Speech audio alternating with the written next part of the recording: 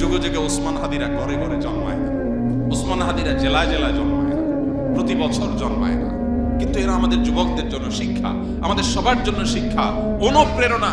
কিভাবে ক্ষুদ্র গণ্ডির ঊর্ধ্বে উঠতে হয়, কিভাবে ক্ষুদ্র চিন্তার বাইরে যেতে হয়, কিভাবে ভয়ের কালচারাল সংস্কৃতির দেয়ালকে, প্রাচীরকে ভেঙে দিতে হয়, এটা শেখানোর মতো মানুষ ঘরে ঘরে হয় না। মুসলমানের সম্মান নিহিত আছে দুইটা জিনিসের মধ্যে: এক, মৃত্যুর ভয়কে জয় করা; দুই, দুনিয়ার মোহের ঊর্ধ্বে ওঠা। বেঁচে থেকে কি হবে? বেঁচে থেকে কতকাল বাঁচতে পারবো? 1000 বছর তো বাঁচতে পারবো না, মরতে তো হবেই। তাহলে সে মৃত্যুটা কেন গৌরবের মৃত্যু হবে না? সে মৃত্যুটা কেন সার্থক মৃত্যু হবে না? সে মৃত্যু কেন হাজার হাজার তরুণকে উজ্জীবিত করবে না? সে মৃত্যু কেন বহু মানুষের বিবেককে খুলে দিবে না? সে মৃত্যু কেন অন্যকে অনুপ্রাণিত করবে না? এই মৃত্যু কেমন মৃত্যু? যে মৃত্যু আমার একজন ভীরু মানুষের মতো মৃত্যু হবে। আমি পলায়ন পর হয়ে মৃত্যু কেন বরণ করব? এই মৃত্যুর ভিতরে কি সার্থকতা আছে? এই মৃত্যু তো সবাই বরণ করে, গরু ছাগলের মতো মৃত্যু হয়। আমি মানুষ, আমি প্রাণী, আমি মুসলিম, আমি আল্লাহর নবীর উম্মত, আমি বড় বড় সাহাবীদের অনুসারী। অতএব আমার মৃত্যু তো অন্য 10 জনের মৃত্যু মতো হতে পারে না। আমি একজন আদর্শবাদী মুসলিম হতে হয়। আমার চোখে মুখে থাকবে দুনিয়া জয় করার স্বপ্ন, আমার চোখে মুখে থাকবে অন্যায়ের বিরুদ্ধে কথা বলার স্বপ্ন, মাজলুম মানুষের পক্ষে কথা বলার স্বপ্ন, অন্যায় অনাচারের বিরুদ্ধে কথা বলার স্বপ্ন। এটা যদি চোখে না থাকে, এই পুরুষত্বের দাম কি? এই মনুষ্যত্বের দাম কি? এই মুসলমানিত্বের দাম কি? এই তথাকথিত ঈমানের পরিচয় নামে অভিনয় করার দাম কি? কোরআনে হাকিমে আমাদেরকে আমাদের রব আল্লাহ সুবহানাহু ওয়া তাআলা যত আদেশ করেছেন, যত নির্দেশ করেছেন, এর মধ্যে যে কয়েকটি নির্দেশকে বারবার বিভিন্নভাবে ঘুরিয়ে ফিরিয়ে আমাদেরকে আল্লাহ তাআলা বিশেষভাবে নির্দেশ করেছেন, সতর্ক করেছেন, সে বিষয়গুলোর অন্যতম হলো ইনসাফ প্রতিষ্ঠা করা। কোরআনে কারিমে ইনসাফ এই বিষয়টিকে কোথাও আদল, কোথাও কিসত, কোথাও অন্য কোনো শব্দ দ্বারা আল্লাহ তাআলা আখ্যায়িত করেছেন। এবং এই ইনসাফ সংশ্লিষ্ট নির্দেশনা কোরআনে কারিমে কমপক্ষে 30 বারেরও বেশি আল্লাহ তাআলা আমাদেরকে দিয়েছেন। আল্লাহ সুবহানাহু ওয়া তাআলা ইরশাদ করেছেন, ওয়াকুনু কাওয়ামিনা বিল কিসত শুহাদাআ লিল্লাহ ওয়ালাউ আলা আনফুসিকুম। ঈমানদারদের বৈশিষ্ট্য এটি।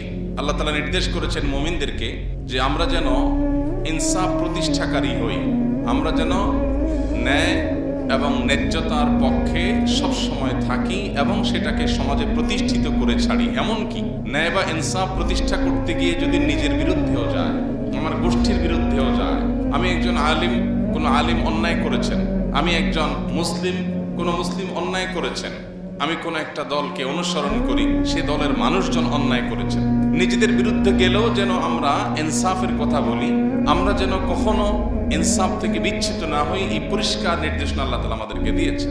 আল্লাহ সুবহানাহু ওয়া তাআলা অন্য আয়াতে বলেছেন, ওয়ালা ইয়াজরিমান্নাকুম শানআনু কওমিন আলা আল্লা তা'দিলু ই'দিলু হুয়া আকরাবু লিত-তাকওয়া।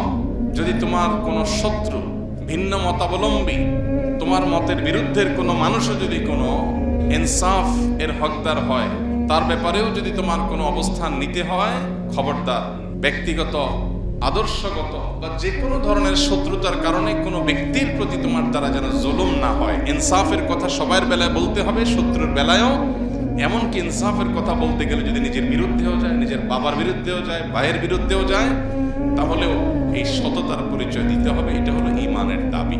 দুঃখজনক হলেও সত্য, আজ আমরা যারা নিজেদেরকে ঈমানদার বা মুসলমান বলে পরিচয় দিতে প্রাউড ফিল করি, গর্ববোধ করি, আমরা বেশিরভাগ মানুষ এই জায়গায় আমরা আমাদের সততার পরিচয় দিতে পারি না। এই জায়গায় এসে আমাদের পা পিছলে যায়, এই জায়গায় এসে আমরা আমাদের ন্যায়নিষ্ঠতার জায়গা থেকে আমরা সরে যাই। অথচ আল্লাহ রাব্বুল আলামিনের কাছে প্রিয় পাত্র হওয়ার প্রয়োজনে, আখিরাতে নাজাতের প্রয়োজনে শুধু আমাদেরকে নামাজ পড়লে হবে না। নামাজের পাশাপাশি আমার সামগ্রিক জীবনে ইনসাফ সর্বত্র আমাকে প্রতিষ্ঠা করার সংগ্রাম, প্রচেষ্টা, এটা অব্যাহত রাখতে হবে। আমি যদি জুলুম করি, আমি যদি জুলুমের সমর্থক হই, আমি যদি জুলুমকে সহনীয় বিষয়ে পরিণত করি, আমি যদি জুলুমের ব্যাপারে সোচ্চার না হই, আমি যদি আমার ন্যূনতম দায়িত্বটুকুও পালন না করি, তো আল্লাহ রাব্বুল আলামিন আমাদেরকে সতর্ক করেছেন। আল্লাহ বলেছেন, ওয়ালা তারকানু ইলাল্লাযীনা যালামু ফাতামাসসাকুমুন নার। সমাজে যে সমস্ত জুলুম চলছে, অনাচার চলছে, অবিচার চলছে, অন্যায় চলছে, এই সমস্ত অন্যায় অবিচারে অনেকে জুলুম এবং জালিমদের দিকে ঝুঁকে পড়েন। জুলুম এবং জালিমদের দিকে ঝুঁকে পড়েন, যেদিকে বাতাস সেদিকে ছাতা ধরেন। লম্বা একটা সময় আমরা দেখেছি আমাদের দেশে ধর্মকর্ম পালন করা এটাকে বাঁকা চোখে দেখা হতো। পশ্চিমারা যে ইসলামোফোবিয়া সমাজে সৃষ্টি করেছে, তৈরি করেছে, সেটার প্রভাবে আমাদের দেশেও শিক্ষা প্রতিষ্ঠানে, সরকারি বেসরকারি প্রতিষ্ঠানে, সমাজে সর্বত্র বিভিন্ন ক্ষেত্রে দাড়ি টুপি পরা মানুষ, সৎ নেককার মানুষ, তাদেরকে পর্যন্ত কোণঠাসা করে রাখা হতো এবং মনে করা হতো এটাই স্বাভাবিক। নামাজি কালামে মানুষও এই জিনিসগুলোকে মেনে নিয়েছিল অনেকটা। হ্যাঁ, কিছু সংখ্যক মানুষ হয়তো অন্যায়ের বিরুদ্ধে চেষ্টা করেছেন লড়ে যাওয়ার, লড়াই করবার। তো আল্লাহ রাব্বুল আলামিন সে বিষয়ে বলেছেন, ওয়ালা তারকানু ইলাল্লাযীনা যালামু ফাতামাসসাকুমুন নার। যারা জুলুম করেছে, যারা অন্যায় অবিচার করেছে, এই মানুষগুলোর দিকে তোমরা যদি ঝুঁকে পড়ো, অন্যায়কে মেনে নিলেন, ঠিক আছে এখন এটাই চলে, কি আর করা যাবে। অনেক নামাজি কালামি বাপ তার সন্তানকে এক সময় দাড়ি রাখতে উদ্বুদ্ধ করতেন না। তিনি নিজে দাড়ি রাখেন, দাড়ি রাখা মুসলমানের জন্য ওয়াজিব, আল্লাহ নবীর নির্দেশ তিনি জানেন এবং তিনি বিশ্বাস করেন, তিনি সেটাকে রেসপেক্ট করেন, তিনি মানতে চান। কিন্তু এটা করতে গেলে হেনস্থার শিকার হবে আমার ছেলে। এই জন্য ছেলেকে দাড়ি চাচতে অনেক বাবা বলতেন। তিনি মুসলিম হিসাবে আদর্শ মুসলিম হতে পারেন নাই যে আমি অন্যায়ের বিরুদ্ধে দাঁড়াবো, কথা বলবো, প্রতিবাদ করব, চেষ্টা করব। বেশিরভাগ মানুষ আমরা এরকম। হ্যাঁ, কিছু মানুষ, কিছু আল্লাহর বান্দা সব সময় অন্যায়ের বিরুদ্ধে সাধ্য অনুযায়ী লড়ে গেছে। তো আয়াত বলছে যারা জুলুম করে তাদের দিকে যদি তোমরা ঝুঁকে পড়ো দলীয় আনুগত্যের কারণে, অথবা ঈমানের দুর্বলতার কারণে, অথবা মৃত্যু ভীতির যে সংস্কৃতি, এই সংস্কৃতির কারণে তোমরা যদি চাচা আপনা জান বাঁচাও এই মানসিকতা লালন করে জালিমদের দিকে ঝুঁকে পড়ো, ফাতামাসসাকুমুন নার, মনে রাখবে জাহান্নামের আগুন তোমাদেরকে স্পর্শ করবেই করবে। মাদাল্লাকুম মিন দুনিল্লাহি মিন আউলিয়া, আল্লাহ ছাড়া কোনো অভিভাবক সাহায্যকারী সেদিন তোমরা পাবে না। সুম্মা লা তুনসারুন, এবং কেউ তোমাদের সাহায্যকারী হবে না, কেউ সাহায্য করবে না। আবু সাঈদ খুদরী রাদিয়াল্লাহু তাআলা আনহু একটা প্রসিদ্ধ হাদিস আমরা অনেকে বারবার শুনেছি। তিনি বলেছেন, নবী করিম সাল্লাল্লাহু আলাইহি ওয়াসাল্লাম ইরশাদ করেছেন, আফদালুল জিহাদি কালিমাতু আদলিন ইনদা সুলতানিন জাহির। সবচেয়ে উত্তম জিহাদ হলো অন্যায় অনাচারকারী শাসক ক্ষমতাধর মানুষের সামনে ন্যায় এবং ইনসাফের কথা বলা। এটা আজ সমাজ থেকে হারিয়ে গেছে। আমরা প্রত্যেকটা মানুষ এখন সেলফিশ। আমরা প্রত্যেকটা মানুষ, এমনকি ধার্মিক মানুষও আছেন অনেকে তাহাজ্জুদ গুজার, কিন্তু তিনি আত্মকেন্দ্রিক, তিনি স্বার্থপর, তিনি নিজের জান বাঁচানোতে বিশ্বাসী। শহুরে জীবনে এটা তো আরো ভয়ঙ্কর। চোখের সামনে খুন হচ্ছে, যার যাচ্ছে সে বুঝুক, আমি আমার জান বাঁচাই চলে যাই, আমি ওই ঝামেলায় যেতে চাই না। বেশিরভাগ মানুষ আমরা এই মেন্টালিটি। চোখের সামনে ছিনতাই হচ্ছে, 5 জন মানুষ একটু জোরে ধমক দিলেই ছিনতাইকারী পালায় যায়, কিন্তু ওখানে গিয়ে আমি যদি কোনো ঝামেলায় পড়ি, আমি আমার জান বাঁচাই। আমরা ভোর রাতে অনেকে উঠে তাহাজ্জুদের নামাজ পড়ি, অনেক বড় ফজিলতপূর্ণ কাজ। শীতের বিরুদ্ধে সংগ্রাম করে তাহাজ্জুদ পড়া চারটিখানি কথা না, সবার কপালে নসিব হয় না। অনেকে কষ্ট করে ক্ষুধার্ত থেকে নফল রোজা রাখি আমরা, এটাও অনেক কষ্টসাধ্য কাজ। অনেকে নিজের প্রাণের অনেক পছন্দের জিনিসপত্র আল্লাহর রাহে দান করেন, অনেক কষ্ট করে কামাই করা, উপার্জন করা অর্থ করি আমরা আল্লাহর রাস্তায় দান করি, এটাও কষ্টের কাজ। কিন্তু সেই মানুষগুলো আমরা অন্যায় অনাচারের বিরুদ্ধে দাঁড়ানো, কথা বলা, ভূমিকা রাখা, এটাও যে একটা ইবাদতের কাজ। কোন কোন ক্ষেত্রে আমার ওই তাহাজ্জুদের চাইতে বেশি ফজিলতের বিষয়, আমার দানের চাইতে বেশি সওয়াবের বিষয়, আমার অন্যান্য ইবাদতের চাইতেও আল্লাহকে বেশি সন্তুষ্ট করবে এমন বিষয়, এটা আমরা গুণাক্ষরেও মনে রাখি না, বরং ভুলে গেছি। কালচারটাই এমন ভাবে প্রতিষ্ঠিত হয়েছে, ভোগবাদী এই পৃথিবী আমাদেরকে এমন শিক্ষা দিয়েছে যে আমাদেরকে ভয়ের সংস্কৃতি ধারণ করতে হবে, লালন করতে হবে, নিজের জীবন বাঁচাতে হবে। জীবন বাঁচায় যুদ্ধ সম্ভাবিত করলাম, আর বেশিরভাগ ক্ষেত্রে অন্যায় অনাচার এগুলোর বিরুদ্ধে আচরণ, ইনসাফ এর পক্ষে কথা বলা, অবস্থান নেওয়া, এই বিষয়গুলোকে আমরা ভুলে গেছি। অথচ নবী করিম সাল্লাল্লাহু আলাইহি সাল্লামের সে হাদিস আমাদের কার না জানা। আমরা কে এই হাদিসটি না শুনেছি, যে হাদিসটিতে নবীজি বলেছেন, মান রাআ মিনকুম মুনকারান ফালইউগাইয়িরহু বিয়াদিহি, তোমাদের কেউ যদি কোনো অন্যায় দেখে, সে যেন তার হাত দিয়ে সে অন্যায়কে পরিবর্তন করে দেয়। আর যদি সেটা করতে সক্ষম না হয়, তাহলে সে যেন তার মুখ দ্বারা অন্যায়ের বিরুদ্ধে বলে, সফটলি, নম্রতার সাথে, কোমলতার সাথেও যেন অন্যায়ের বিরুদ্ধে বলে। আর যদি সেটাও করতে না পারে, অন্তত অন্তর থেকে এই অন্যায় পরিবর্তন করবার চিন্তা, সংকল্প, পরিকল্পনা, নিয়ত, এর প্রতি ঘৃণা, এগুলো যেন অন্তত লালন করে। এটুকু হলো ইমানের সর্বনিম্ন স্তর। আর যদি এটুকু না হয়, আপনার সমাজে অনাচার হচ্ছে, আপনার ব্রুটা পর্যন্ত ভাঁজ হচ্ছে না, কপালে ভাঁজ হচ্ছে না, অন্যায় হচ্ছে, আপনি সেটার বিরুদ্ধে কথা বলা তো দূরের কথা, আপনার মধ্যে কোনো হিতাহিত জ্ঞানটুকু পর্যন্ত নেই, আপনি আপনার নিজেকে নিয়ে ব্যস্ত, তাহলে নিজেকে মুসলিম বা ইমানদার হিসাবে দাবি করবার কোনো নৈতিক অধিকার আমাদের নাই। আজ দুঃখজনক বাস্তবতা হলো আমরা বেশিরভাগ মানুষ এই কাতারের মুসলিম। আমরা নামাজ পড়ি কিন্তু অসৎ কাজে বাধা প্রদান আমরা করি না। আমরা প্রত্যেকটা মানুষ যদি অন্যায়ের বিরুদ্ধে সোচ্চার হতাম, কোন জালেম মাথা ছাড়া দিয়ে দাঁড়াতে পারতো না, কোন আধিপত্যবাদীরা আমাদেরকে গোলাম বানিয়ে রাখতে পারতো না। কিন্তু আমরা যখন স্বার্থপর হয়ে গেছি, আমরা যখন শুধু নিজের জীবন আর পরিবার নিয়ে আমাদের চিন্তা ভাবনা ঘুরপাক খায়, এর বাইরে আমরা ভাবতে পারি না, তখন গোলামি আমাদের জন্য অবধারিত হয়ে গেছে, অপমান আমাদের জন্য অবধারিত হয়ে গেছে, অপরিহার্য হয়ে গেছে। নবী সাল্লাল্লাহু আলাইহি সাল্লাম তার সেই প্রখ্যাত হাদিসে এমনি এমনি বলেননি, একটা সময় আসবে যে সমস্ত জাতিগোষ্ঠীরা, সমস্ত সম্প্রদায়, অন্য ধর্মের মানুষেরা, মানুষ যেভাবে খাবারের টেবিলে বসে চারপাশে ভাগযোগ করে ছিঁড়ে ফুড়ে খায়, তোমাদের মুসলিম জাতিকে সেভাবে ছিঁড়ে ফুড়ে খাবে। কখনো তোমাদেরকে জঙ্গি তকমা দিবে, কখনো তোমাদেরকে মৌলবাদী তকমা দিবে, কখনো তোমাদেরকে বিভিন্ন দেশবিরোধী তকমা দিবে। এগুলো দিয়ে দিয়ে তোমাদেরকে দুর্বল করবে, কোণঠাসা করবে এবং তোমাদেরকে শেষ করবে, ধ্বংস করবে। নিজেদের মধ্যে গ্রুপিং সৃষ্টি করে, মতবিরোধ সৃষ্টি করে, তোমাদের মধ্যে মতভিন্নতা সৃষ্টি করে তোমাদেরকে লাগিয়ে দিবে এবং মুসলমানদের মধ্যে একটা অংশ আরেক অংশের ব্যাপারে দ্বিধাগ্রস্ত হয়ে পড়বে। এরকম যে জটিল অবস্থায় তৈরি হবে, অন্য সম্প্রদায়ের মানুষরা তোমাদেরকে ভোগের বস্তুতে পরিণত করবে, তোমাদেরকে ভেঙে চড়ে খাবে। কেউ কাশ্মীর নিবে, কেউ ইরাক নিবে, কেউ সিরিয়া নিবে, কেউ আফগানিস্তান নিবে, কেউ আফ্রিকা নিবে। ভাগযোগ করে সবাই তোমাদেরকে যখন লুটপাট করে খাবে, এমন একটা সময় আসবে। নবীজিকে সাহাবীরা বলেছেন, ইয়া রাসূলুল্লাহ আবি কিল্লাতিন নাহনু ইয়াওমাইদিন, সেদিনকে আমাদের সংখ্যা অনেক অল্প হবে, সেজন্য দুরবস্থা হবে। নবীজি বলেছেন, না, বাল আনতুম ইয়াওমাইদিন কাসীর, বরং সেদিন তোমাদের সংখ্যা হবে অনেক। দুনিয়াতে কোটি কোটি মুসলমান থাকবে, ওয়ালাকিন্নাকুম গুসাউন কাগুসাইস সাইল, কিন্তু বানের পানির উপরে খড়কুটা যেরকম ভেসে যায়, তোমরা সেরকম খড়কুটার মতো হবে। তোমরা আদর্শহীন মুসলিম হবে, নামে মুসলমান ধারণ করবে, নামাজ পড়াটাকেই শুধু ইসলাম বানিয়ে নিবে, অন্যায়ের বিরুদ্ধে কথা বলাকে তোমরা কোনো ভালো বিষয় মনে করবে না। নবীজি বলেছিলেন, সেদিন তোমাদের এই পরিণতির দুটি কারণ থাকে, এক হুব্বুদ দুনিয়া, দুই কারাহিয়াতুল মউত। তোমাদের মধ্যে দুনিয়ার মোহ অনেক বেশি হয়ে যাবে। দুনিয়ার মোহ যখন বেশি হয়ে যাবে, তখন আমার ফ্যামিলি, আমার বাচ্চা কাচ্চা, আমার বাপ ভাই, আমার নিজের, আমার ব্যবসা বাণিজ্য, আমার ক্যারিয়ার, তোমার চিন্তা শুধু এই চক্রের মধ্যে ঘুরপাক খাবে। এই চক্রকে ভেদ করে তুমি জান্নাত পর্যন্ত দেখতে পাওয়া, আখিরাত পর্যন্ত দেখতে পাওয়া, রবের সন্তুষ্টি অর্জন করা, সার্থক মানুষ হয়ে যাওয়া, এই মানসিকতা তোমাদের মধ্যে থাকবে না। ক্ষুদ্র চিন্তার মধ্যে তোমরা সীমাবদ্ধ থাকবে। এটা মুসলমানের পরিচয় নয়। মুসলমান সেই মানুষ যে আবু বকর ওমরের সন্তান, খালিদ ইবনে ওয়ালিদের সন্তান, ওমর আবু বকরের ওসমানের সন্তান, আলী রাদিয়াল্লাহু তাআলা আনহুর আদর্শের সন্তান, মুহাম্মদ সাল্লাল্লাহু আলাইহি সাল্লামের রূহানি সন্তান।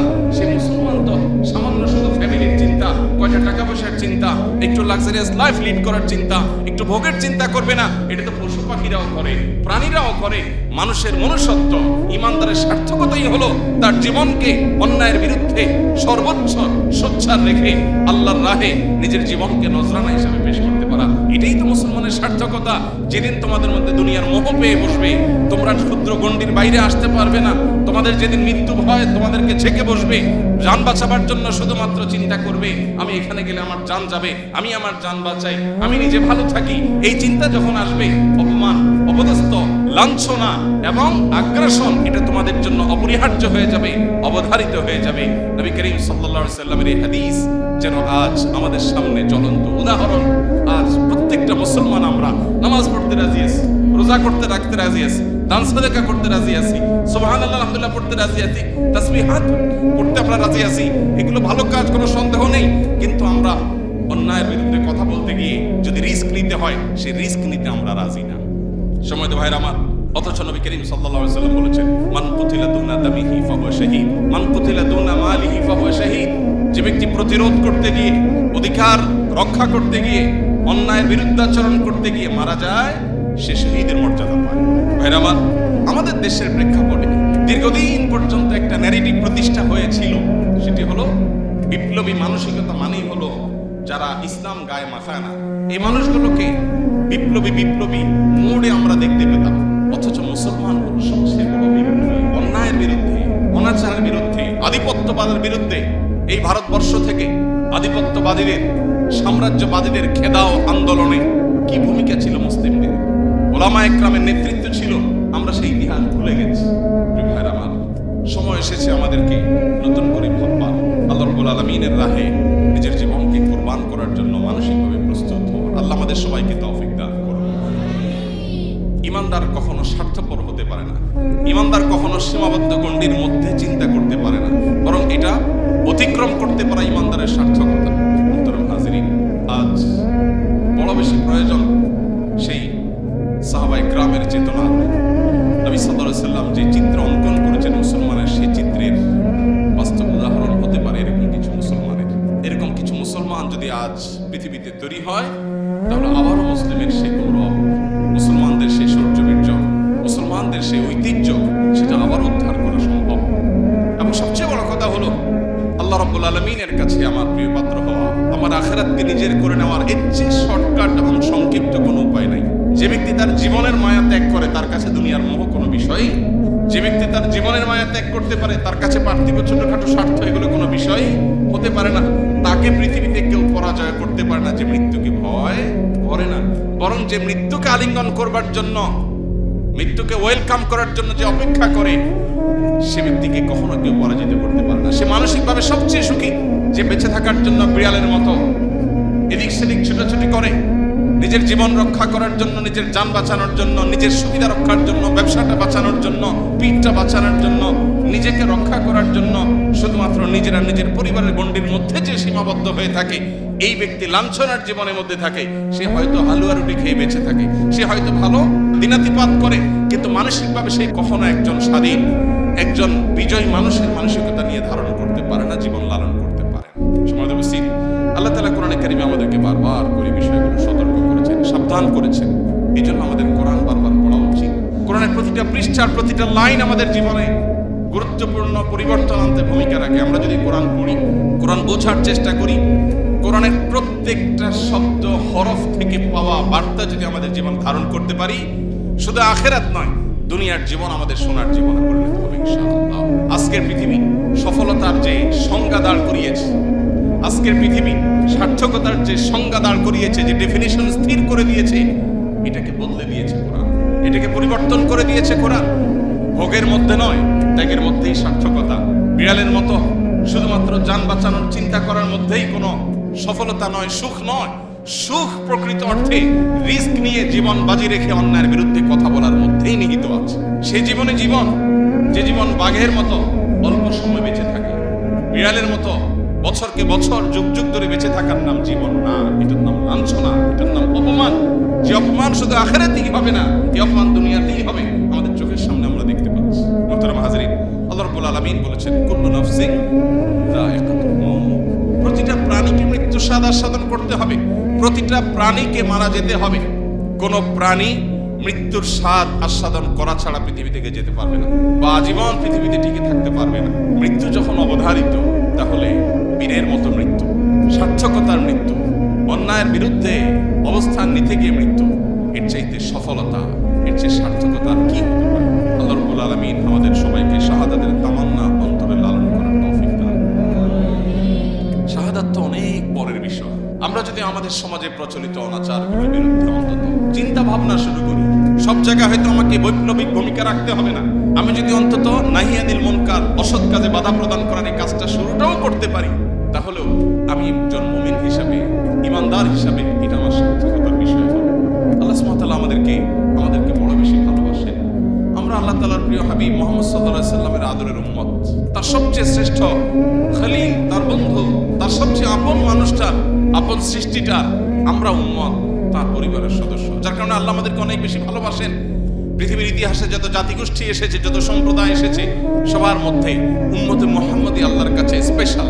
আল্লাহ এদেরকে বিশেষভাবে তৈরি করেছেন এবং পছন্দ করেন। আল্লাহ বলেছেন কুনতুম খায়রা উম্মাহ, তোমরা শ্রেষ্ঠ সম্প্রদায় হয়েছো, তোমরা শ্রেষ্ঠ সম্প্রদায়, শ্রেষ্ঠ উম্মাহ হয়েছো। কারণ উখরিজাত লিন-নাস, তোমরা ফ্যামিলির এবং নিজের স্বার্থের এই গণ্ডির মধ্যে, চক্রের মধ্যে শুধুমাত্র ঘুরপাক খাবে, এটা তোমাদের সাথে যায় না, মানায় না। উখরিজাত লিন-নাস, তোমাদেরকে সৃষ্টি করা হয়েছে মানুষের জন্য। আমি সৃষ্টি হয়েছি কার জন্য? আমি শুধু আমার ফ্যামিলি অনাচার হবে, কোনো মানুষ জুলুমের শিকার হবে, সমাজে কোনো অনাচার এস্টাবলিশড হবে, অন্যায় চলবে, আমি সেটা মেনে নেব না। সবসময় হয়তো আমি হাত দিয়ে বাধা দিতে পারবো না, অন্তত আমার এটার বিরুদ্ধে অবস্থান নিতে হবে, ভূমিকা রাখতে হবে।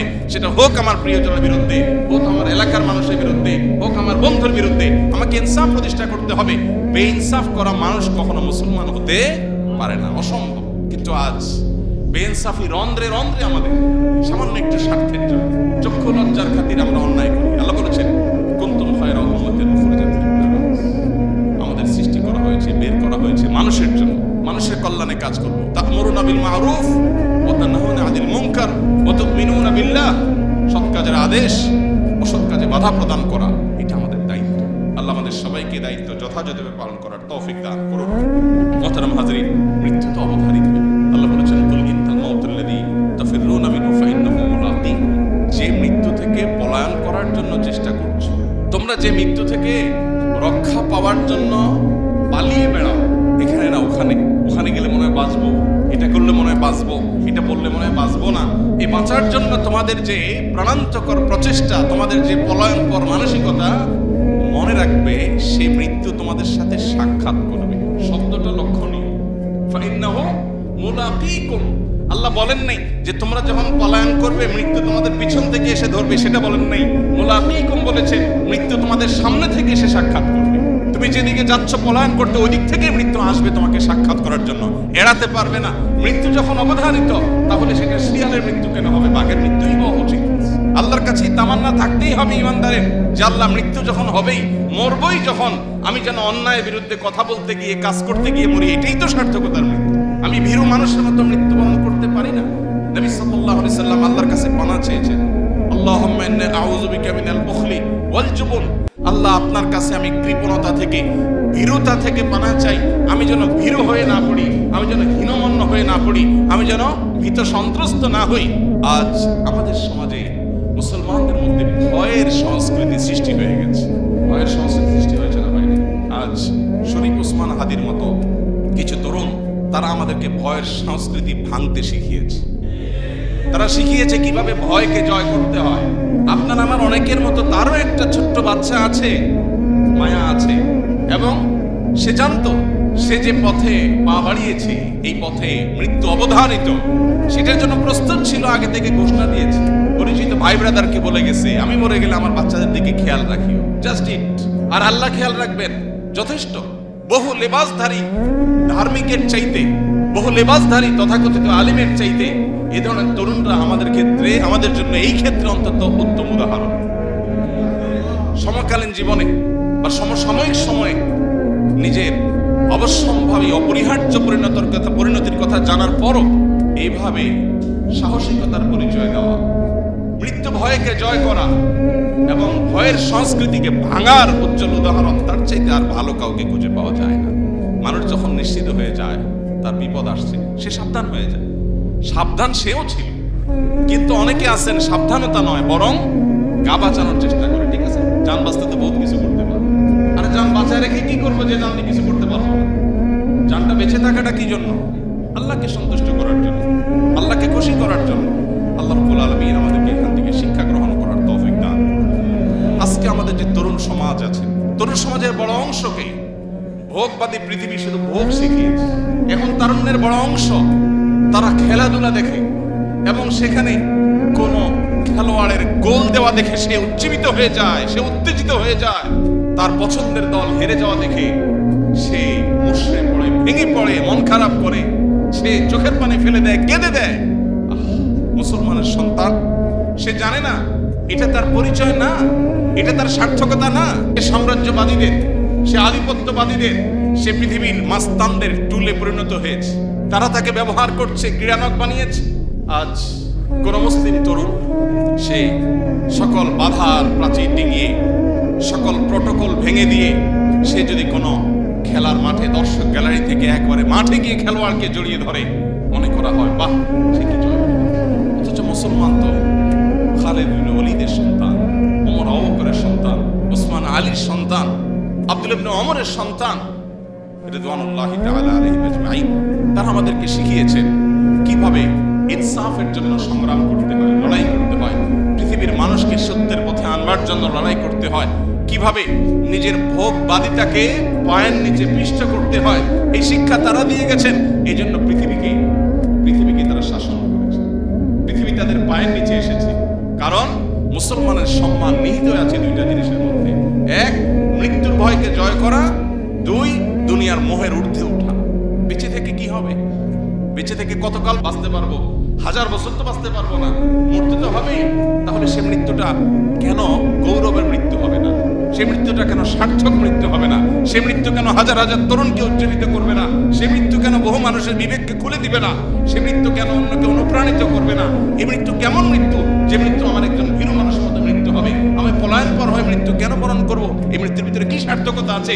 এই মৃত্যু তো সবাই বরণ করে, গরু ছাগলের মতো মৃত্যু হয়। আমি মানুষ, আমি প্রাণী, আমি মুসলিম, আমি আল্লাহর নবীর উম্মত, আমি বড় বড় সাহাবীদের অনুসারী। অতএব আমার মৃত্যু তো অন্য 10 জনের মৃত্যু মতো হতে পারে না। আমি একজন আদর্শবাদী মুসলিম হতে হয়। আমার চোখের সামনে, চোখে মুখে থাকবে স্বপ্ন, আমার চোখে মুখে থাকবে দুনিয়া জয় করার স্বপ্ন, আমার চোখে মুখে থাকবে অন্যায়ের বিরুদ্ধে কথা বলার স্বপ্ন, মাজলুম মানুষের পক্ষে কথা বলার স্বপ্ন, অন্যায় অনাচারের বিরুদ্ধে কথা বলার স্বপ্ন।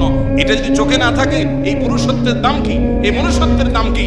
এই মুসলমানিত্বের দাম কি? এই তথাকথিত ঈমানের পরিচয় নামে অভিনয় করার দাম কি? প্রিয় ভাইরা আমার, আল্লাহ রাব্বুল আলামিন আমাকে, আপনাকে, আমাদের সবাইকে এই যে দুনিয়ার মোহ আর মৃত্যু ভীতি, এই দুইটা জিনিসকে জয় করার তৌফিক দান করুন। আমাদের যাবতীয় সম্মান, আমাদের যাবতীয় ঐতিহ্য, আমাদের যাবতীয় মর্যাদা এই দুটি বিষয়কে জয় করার মধ্যে নিহিত আছে। আল্লাহ রাব্বুল আলামিন ওসমান হাদিকে শাহাদাতের সর্বোচ্চ মাকাম দান করুন। নবী করিম সাল্লাল্লাহু আলাইহি সাল্লাম বলেছেন, মান আহাব্বা লিকা আল্লাহ আহাব্বাল্লাহু লিকাআহ। যে ব্যক্তি আল্লাহর সঙ্গে সাক্ষাৎ করাকে পছন্দ করে, যে আল্লাহর সাথে দেখা করার জন্য অপেক্ষমান থাকে, যে কখন মৃত্যু হবে আর আল্লাহর সাথে সাক্ষাৎ হবে, নবীজির সাথে সাক্ষাৎ হবে, জান্নাতে যেতে পারবে, এই আকুলতা যার অন্তরে লালন করে, স্বয়ং আল্লাহ তার সঙ্গে সাক্ষাৎ করাকে পছন্দ করে। স্বয়ং আল্লাহ তার সাক্ষাতের প্রত্যাশী বা সাক্ষাৎ ভালোবাসেন, পছন্দ করেন। কত সার্থকতার জীবন!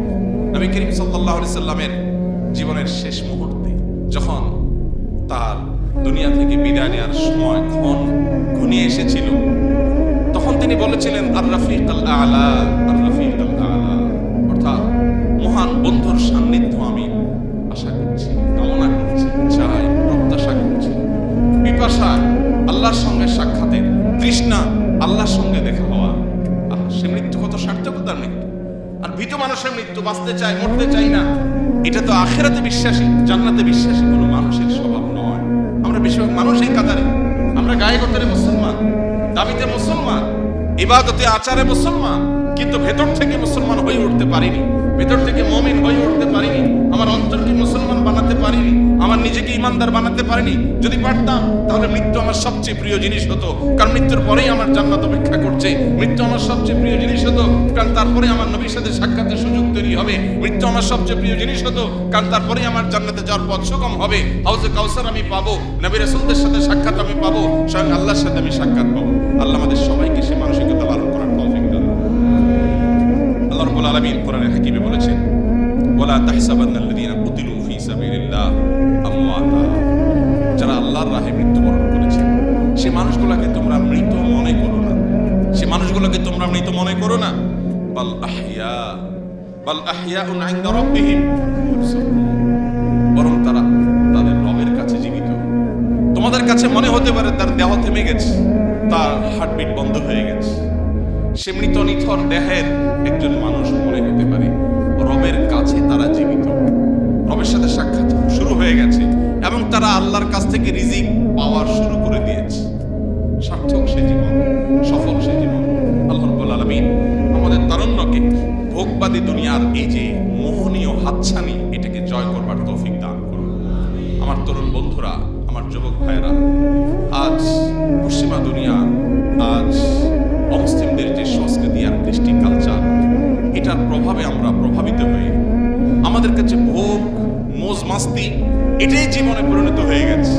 আল্লাহর কসম, ভোগ আর মোজ মাস্তির জীবন জীবন নয়, এই জীবন উপভোগ্য নয়।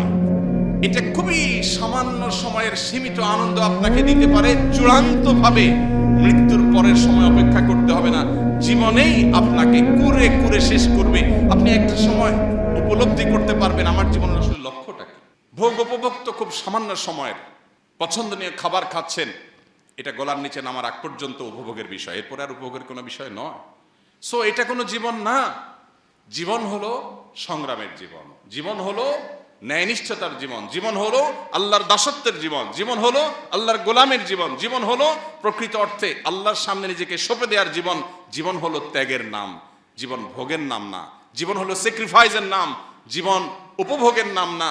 জীবন শুধুমাত্র বস্তুবাদের নাম না, জীবন হলো আখিরাত মুখিতার নাম।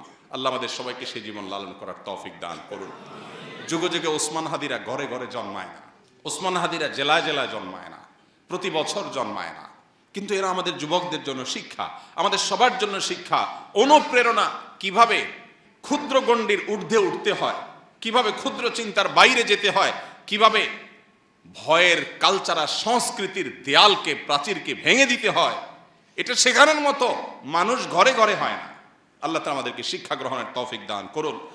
আল্লাহুম্মা আহসিন খাতিমানা ওয়া আওয়াকিবানা। আল্লাহ আমাদের মৃত্যু, আমাদের শেষ পরিণতিটা যেন ভালো হয়, সুন্দর হয়, সার্থক হয়।